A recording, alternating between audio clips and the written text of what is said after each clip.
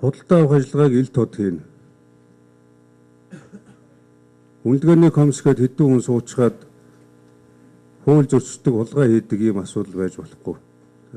Зөрчнөө гомдол ирж байгаа. Харьцуултын аргаар хийнгээд зарим одоо газар хэлтсүүдээр хийж байгаа хөрөнгө оруулалтын ажлууд дандаа ардаа асуудалтай, чанаргүй.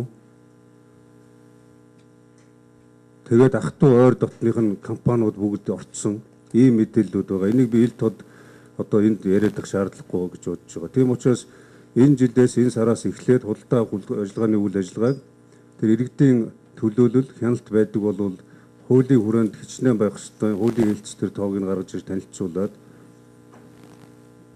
иргэдийн оролцуулсан нээлттэй хэвлэл мэдээллийн өмнө худалдаа авах ажиллагааг хийдэг ажлыг зохион байгуулах журмаа төлөвлөгөөгөө гаргаад боловсруулад яаралтай хизээ хаанаас яаж эхлэх гэж байгаа энийг тодорхой болгох.